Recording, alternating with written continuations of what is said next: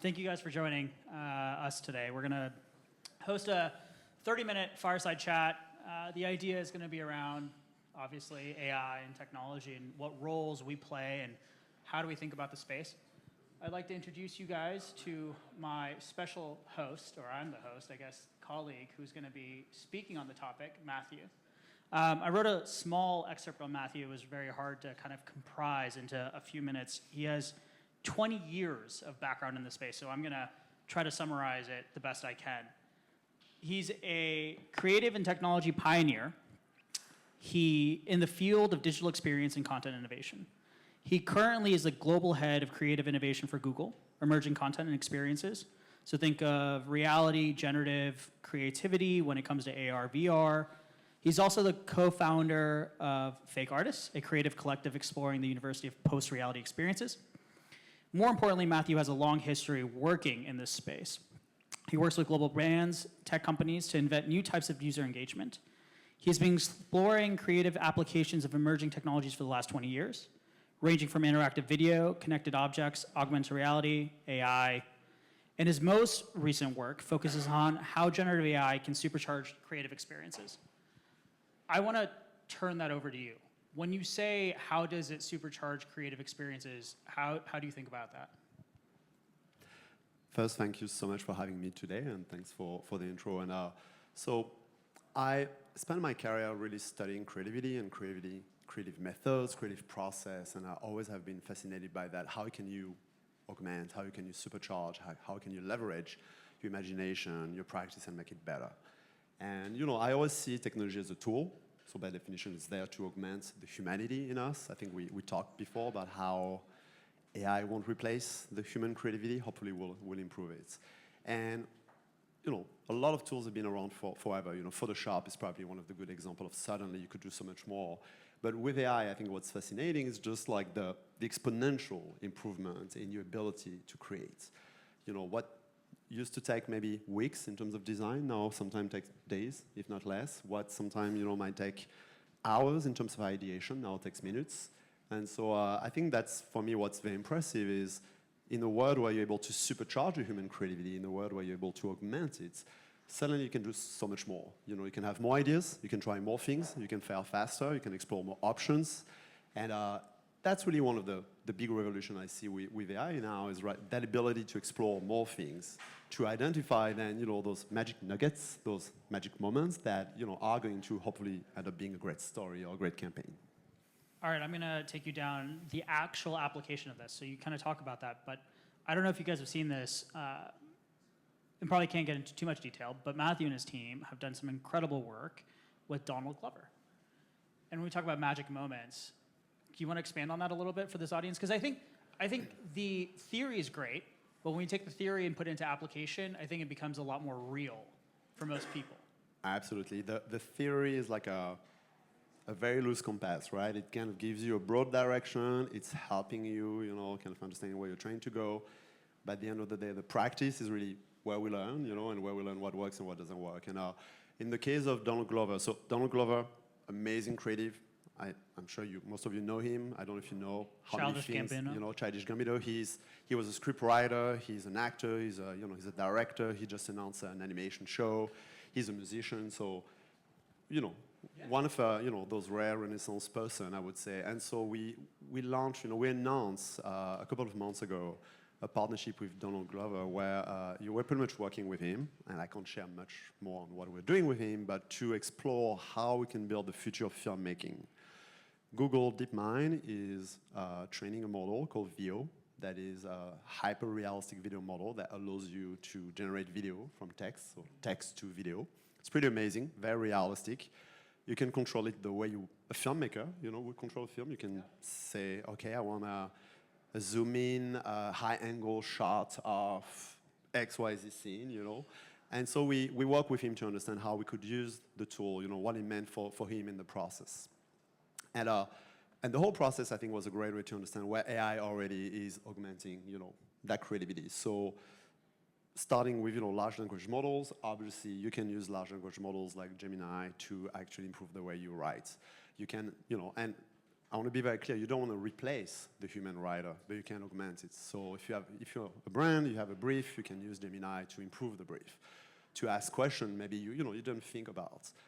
Then in the case of filmmaking, obviously you can use it to start writing synopsis with you as a partner. You can even ask an LLM to apply traditional storytelling methods and say, okay, here's my idea. Now take, for example, the hero's journey method, and I want you to filter my idea through that method and give me, a bit of a script. So that's for writing. You can use it for character development. You can use it for world building. You can, again, ask it to be a critic and to look at your script and give you even a grade. I do that a lot. I ask an LLM, give me a grade, 0 to 10. Oh, it's an 8. Not too bad. How do I get to a 10? What should I do? Then when it comes to visualization, we use generative AI for mood boarding, something we do all the time, but it used to be something you would do by going on Google Image or going on Pinterest, or even writing. Now you just can generate any kind of idea, like what my characters should look like, what is their potential look, what about the location? There's what we call virtual location scouting now. We're like, okay, I want to start visualizing what I want my set to look like. Is it like an incredible villa on the hills of Cannes, with beautiful view? Well, what will it look like? And what if I now move it from Cannes to Italy? It's not too far, but it's not the same feeling. And then storyboarding. Storyboarding, there's also something we call animatic, in movies, where you spend a lot of time trying to really visualize every single step. It used to take a lot of work. It was very complex. It was a lot of execution. And pretty much we're able now to focus really on the idea, on the story. So by working with filmmakers, one of the things we've seen is that it gives you more optionality. Today, if you direct a big movie, a big production, it is so heavy that you need to anticipate everything. The pre-production, you have to try to think about every single shot you're going to have, every single scene. You need to start thinking about the VFX. And you have very little wiggle room during the shooting to iterate and to improvise. And that's what directors are asking for. It's like, I wish I could come up with ideas during my shooting. I wish I would not be stuck by the challenge of, it's going to cost $2 million if you want to make that change. And that's, I think, also what's beautiful with AI, back to making mistakes faster, is not only you can make mistakes faster, but you can change your mind. Because sometimes, back to the practice, you have the theory, right? A great script, a great pre-production, but then when you start shooting, you realize that it just doesn't work. And today, people change things a little bit, but it costs money. Sometimes it's just impossible. Sometimes you just don't have the resources, and AI is bringing you, I think, that ability to iterate more and to experiment more. I think that takes me to a different point. So the main point of fail fast, fail often is really relevant in this space. I think, when we think about for Jasper's creation, we were originally in text, kind of went into personalization to audio, and now we're actually on the digital side. I almost think of this sort of epiphany of this is another sort of color in the artist's tool belt. But it kind of spans across all of mediums, right? It's not just text anymore. It's not just image anymore. It's no longer audio or video. It feels like this paradigm is cross-disciplinary, which kind of leads me to some of the concepts that you've been talking about and thinking about, which is like liquid. How do you think about that in terms of the ideation and kind of the flow of how this is going to show up? Well, first, I think one of the key things we start to see with AI is this concept of multimodality, right? You're able to start from one modality, the most common one right now is text, and to get to something else. So text to video, text to image, text to text. And increasingly, we see that it's only one modality. We're going to see more and more things. There are like research on music to video, or music to another music, or image to video. And so clearly we see that the way you create content is becoming much more liquid, and that is also very aligned with a lot of the work I've done for many years around this concept of contextual design. The inspiration for that is kind of boring, but it's many years ago, I think, 10 years ago, when there was that whole shift from desktop internet to mobile web, there was a concept of responsive design. Responsive design was a very simple idea. Okay, now you need to design a website not just for a screen on a laptop, but also for multiple mobile phone screen size. Very simple, but that was a big paradigm shift. And after that, I spent years thinking about, okay, how do we use the context? And context could be anything, right? It could be data on the user, it could be your location, it could be the weather around you, it could be what you've done last night, it could be a preference. How do we use that to change the experience and to tell better stories? And that led to, what is kind of a personal theory of the future of creativity that I call liquid content. And liquid content for me is this idea that the next format, I believe, with AI is going to be liquid. The content is going to be liquid, which means pretty much, of course, it's a metaphor, that will be able to change shape more easily. Change shapes, change colors, change flavor, like water, right? Yeah. And the implication is that we're going to move into a world where content will most likely be more and more generated in real time, and we'll be able to dynamically change and adapt based on the user context, based on their interaction, based on their needs or their desire. And it doesn't mean that all content will be liquid, right? I think it should be on the creative or on the brand to decide what should be customizable or not. But we already see, that trends where a same piece of content could be longer or shorter, Maybe you don't have 3 hours to watch Oppenheimer. It's a great film, but 3 hours is long. Maybe Christopher Nolan would be okay to say, you know what, you can make it from 45 minutes to 3 hours. It's up to you. You already do that today. When you're using Gemini and you're trying to summarize the text, you're already in many ways manipulating time. The other thing is space, right? Responsive design was a good example of customizing for the screen space, but we start to see experimentation where you can take a 2D video and you make it a 3D scene, and you can then step into that scene in XR. What if you loved that film, you loved that great scene with Tony Montana, who probably would have loved their house, by the way, and now you want to step into it with a headset. I think I would like to keep this place and step into the scene when the water's out there. I think I would like to kind of design this home specifically. Exactly. Interaction is another dimension, this idea of interactivity on demand. I would say art direction is a big one. I know you guys work, for example, on changing the background, all those kind of things. And, be able to watch a film, but maybe you want it to be like a noir crime story, or maybe you want it to be more like a cyberpunk story. And the story itself, I think that's the last one. So where you're getting with this, though, is getting it back to the applied aspect of it, right? I think a lot of this was theoretical for this longest time in a lab. Mm-hmm. And I think the advent of the last, call it the 2.5 years of taking it from, I guess it was like a Cambrian explosion, right? It went from a lab to practicality. Absolutely. And so your assumption here moving forward is that not only, this is the Pandora's box, it's opened. So now we're going to move into this world of hyper-personalization and different modalities. Is that what you're thinking with Liquid?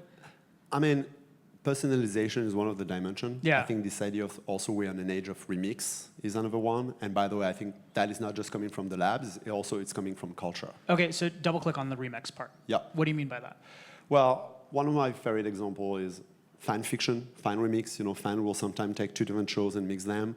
The other one is really, it's fair to say that we are in the age of collaborations, right? And you have very unexpected collaboration. Pharrell Williams is now a fashion designer, for Louis Vuitton.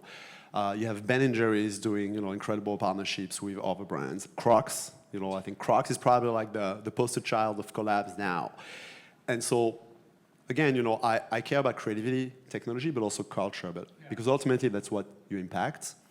Now, if you look at recent proper application of what I call liquid content, one of my favorite examples is one with football, American football, not soccer. I know we talked about that earlier. I still call that football, by the way. But recently, Disney Plus did a very interesting experiment with the NFL, where actually, in order to adapt to an audience, younger audiences, they broadcasted live an NFL game, except that they changed the art direction, meaning all the players on the field had a tracker, and in real time on Disney Plus, you could watch the game, and it looked like Toy Story. Live stream on Disney Plus, you watch a proper football game, except that it was not taking place in the stadium. It was taking place in Andy's bedroom. It was in 3D, and all the players with the exact same motion looked like kind of bobblehead players. And this was a real game that they it was a real game. It was in real time, which wow. is quite amazing, right? And so for me, that's a great example of liquid content. I can give you another example, which is a project I worked on. Do we have any stats on how that performed? I do not, because I don't work for Disney Plus. You guys watched it? But it was talked about a lot, and I know that after that, they did the same with the NHL, so I'm assuming it was successful enough to have a follow-up. How was the experience? Yeah? Well, it just gets to your point, right? Being able to engage different audiences Exactly, very and quickly. back to the question of the why. Why would you want to personalize content? Is because you can make it a better fit for an audience, for what they care about. You can make it more relatable, and one of the potential impact is better engagements. Sounds like a good lesson for all the brands out here. Now, as always, it's not because you can do something that you should. You need to think about the purpose. And while this idea of, again, I want to insist, liquid content is this idea that you're going to be able to dynamically customize the content. It doesn't mean you should always. First, there's really the question of the creative intention. As a creative, you should be the one, or brand, should be the one to define the guardrails. Should be the one to say, well, you know what, that content I'm okay if we want to make it shorter or longer, but I don't want to change the look. This is my brand look, this is my art's direction, and that's, for me, should be the kind of like guardrails or guideline that should come with liquid content, pretty much. The other one is what I love personalization. When you personalize something too far, you lose something very important in culture, which is this idea of sharing. Culture is based on sharing stories, on sharing tradition, on sharing belief. And the most popular shows, we love them not just because they're great, but because also we share them with our friends.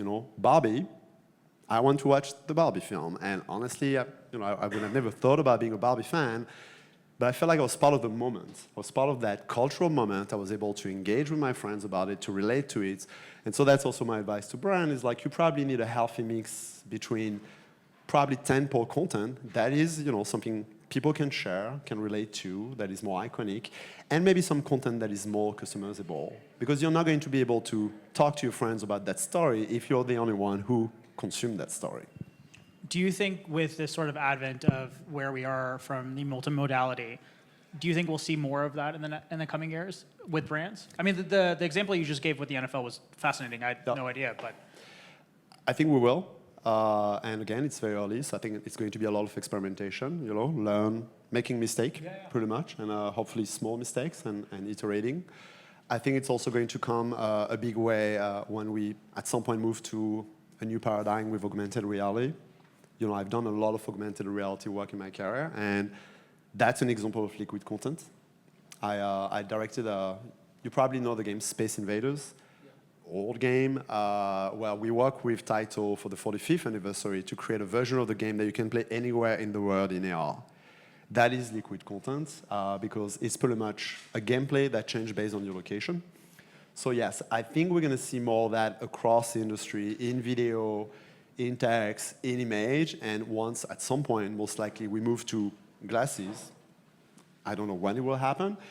By definition, is going to be an era of contextual experiences and contextual design. that's really fascinating because I'm actually thinking of like real life examples of like the example you just gave around NFL, right? Do you feel like this will bring the audience closer to the brand without, because I think culturally what you brought up was like an interesting topic, right? Like if you and I are seeing different experiences of that, do we culturally unite on that? Or do you feel like this personalization has something that we have to take in account for? Because the liquid content piece of this makes a lot of sense, especially if we're getting into deep personalization, which almost gives us a better sort of affinity to the brand. But if we don't, as a sort of organization, community, right? The Barbie thing is a really good example. Like we as a community had a nice little moment with it, right? Even though it was personalized. How do you see that kind of playing out a little bit? It's funny. So in this idea of getting closer, and you mentioned Barbie, I would argue that a key part of the Barbie experience is to play with Barbie. You know, as a child, you play with Barbie and you start co-creating with Barbie. You start creating stories with Barbie. You might even mix, Barbie and a Hot Wheels, and mixing toys. And that, for me, talks to something we've seen in culture, which I believe in, which is really this idea of co-creation with an audience.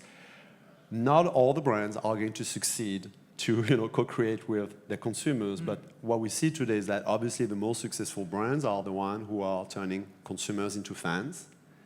And they do that, there are many ways to do that. There are a lot of talks, I'm sure, in Cannes every year, like how you develop a purpose, you tell a story. But there's also that idea of like what I call open source brands. Yeah. Brands who are somehow giving opportunities, whether it's like the assets or giving permission to their fans to remix it, to create with it. Memes, fan fiction, all those kind of practices, in my opinion, are going to happen more and more. And we even have data showing that Gen Z tend to not just consume content, but like to recreate the content, remix the content. So I think we are going into that direction more and more, and that's good for the brand. Yeah. I feel like Coca-Cola comes to mind when they kind of like almost open up the artistic possibility with the audience. Yeah.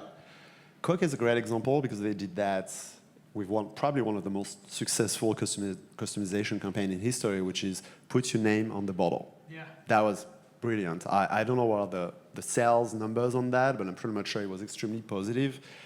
And it's interesting you mentioned Coke because from all the brands I see out there, I would assume almost every single brand right now is experimenting with AI. Very few are taking the leap to launch content with AI because of the challenges around these new technologies.